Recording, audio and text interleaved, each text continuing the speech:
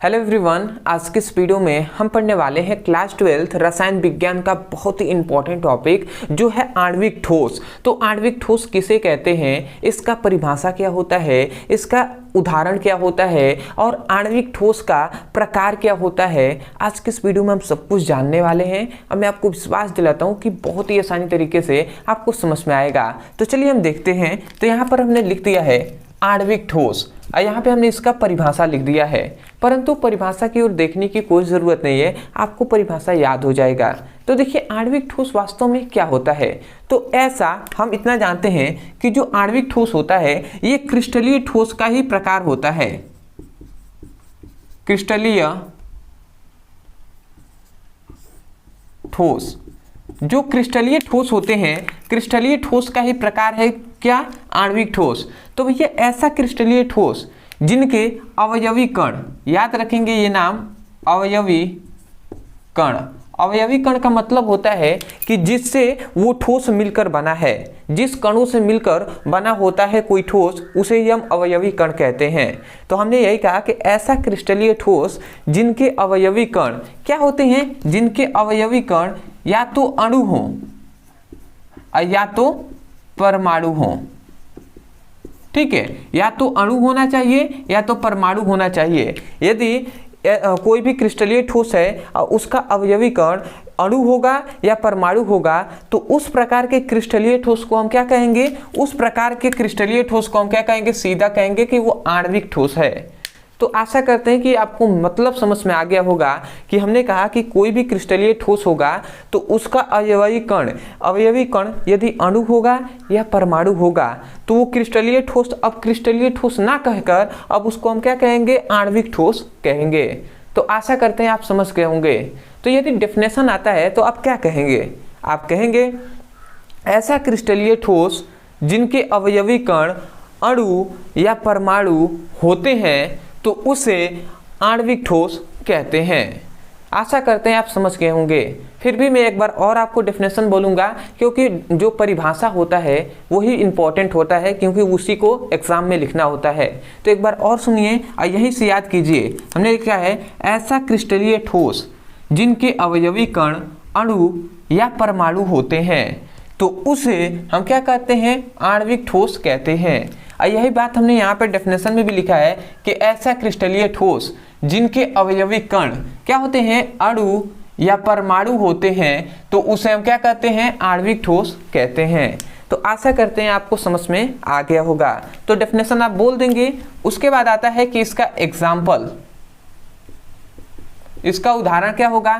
तो उदाहरण बहुत ही सिंपल है, जो HCl होता है या H2O होता है या NH3 होता है, जो क्या होता है HCl होता है, Cl2 होता है, फिर से H2O होता है, आर्गान होता है, ETC। ये सभी किसके एग्जाम्पल है, ये सभी किसके, आणविक ठोस के ही एग्जाम्पल है। तो इसको आपको याद रखना है। ठीक है, अब हम आगे थोड़ा सा अब इसको हम देख लेते हैं कि आणविक ठोस का प्रकार क्या होता है। ठीक है, जो कि इंपॉर्टेंट है। तो अब हम देखते हैं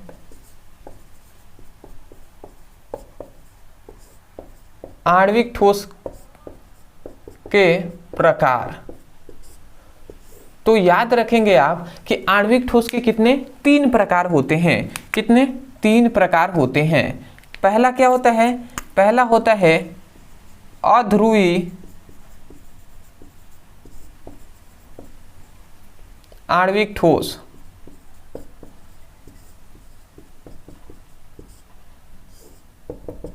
दूसरा होता है ध्रुवी आणविक ठोस और तीसरा होता है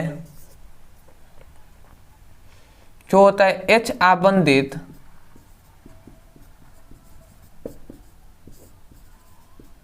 आणविक ठोस। तो ये 3 प्रकार होते हैं। पहला अध्रुवी आणविक ठोस, दूसरा होता है ध्रुवी आणविक ठोस और तीसरा होता है H आबंधित आणविक ठोस। अब हम एक एक को समझेंगे कि इनका परिभाषा क्या होता है। तो यदि हम अध्रुवी आणविक ठोस का यदि हम परिभाषा करें तो इसका हम डेफिनेशन कर सकते हैं कि ऐसा आणविक ठोस। अब आणविक ठोस कहेंगे क्योंकि आणविक ठोस का ही ये 3 प्रकार है, तो अब इनको हम क्या कहेंगे कि ऐसा आणविक ठोस। ठीक है, हम कहेंगे ऐसा आणविक ठोस, आणविक ठोस जिनके जो अवयवी कण होते हैं, जिनके अवयवी कण, ऐसा आणविक ठोस जिनके अवयवी कण क्या हो, अध्रुवी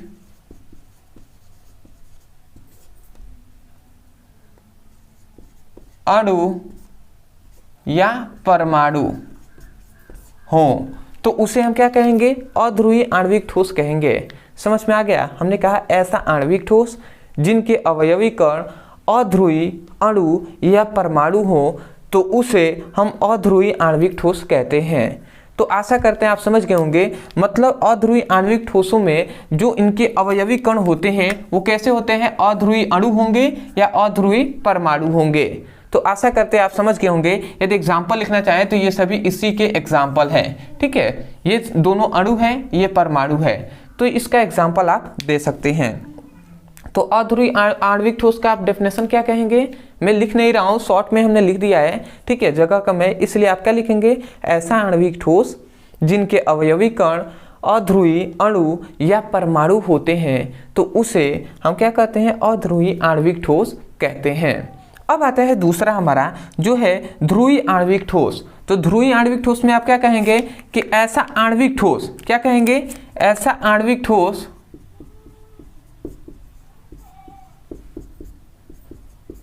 जिनके जो अवयवी कण होते हैं, जो अवयवी कण होते हैं वो क्या होते हैं, ध्रुवीय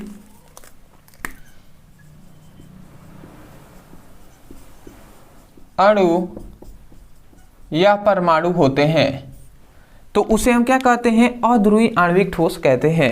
मतलब अध्रुवीय आणविक ठोस में अध्रुवीय अणु या परमाणु होंगे, अध्रुवीय आणविक ठोस में ध्रुवीय अणु या परमाणु होंगे। तो इसका डेफिनेशन आप क्या कहेंगे, ऐसा आणविक ठोस जिनके अवयवी कण अध्रुवीय अणु या परमाणु होते हैं, तो उसे हम क्या कहते हैं, ध्रुवीय आणविक ठोस कहते हैं। तो आशा करते हैं कि आपको समझ में आ गया होगा। अगला आता है H आबंधित आणविक ठोस।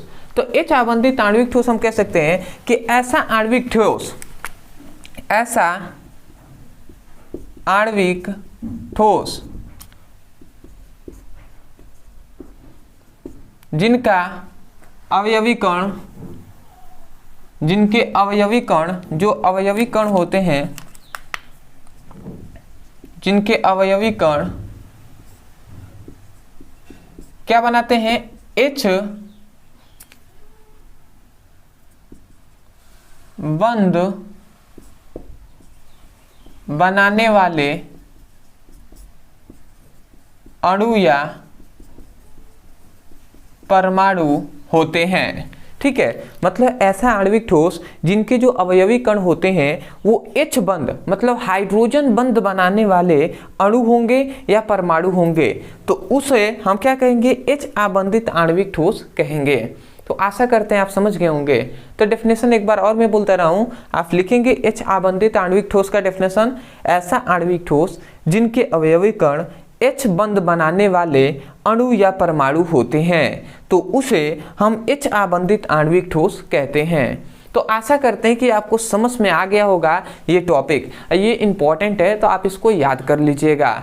तो अदरवाइज यदि आपको वीडियो अच्छा लगा हो तो चैनल को सब्सक्राइब कर लीजिएगा, क्योंकि ऐसे ही सभी इंपॉर्टेंट टॉपिक आपको मिलते रहेंगे। अदरवाइज यदि कोई भी फिजिक्स में, केमिस्ट्री में कोई ऐसा टॉपिक है जो आपको समझ में नहीं आता है, तो केवल आप उस टॉपिक का नाम लिखिएगा यूट्यूब पर, अंत में हमारे चैनल का नाम लिखकर और उसको यूट्यूब पर सर्च करेंगे तो तुरंत हमारी वीडियो आएगी और वहाँ से आपको डेफिनेशन याद हो जाएगा। तो इस प्रकार आप ट्राई करके आप देख सकते हैं। अदरवाइज क्लास 12 का फिजिक्स का न्यू बैच स्टार्ट हो गया है। ठीक है, तो यदि आप पढ़ना चाहते हैं तो डिस्क्रिप्शन में हम लिंक दे देंगे फिजिक्स का, तो उस लिंक पे क्लिक करके आप चैप्टर वाइज सीक्वेंस में एक एक करके वीडियो भी देख सकते हैं और उसके बाद उसका PDF भी आपको मिल जाएगा।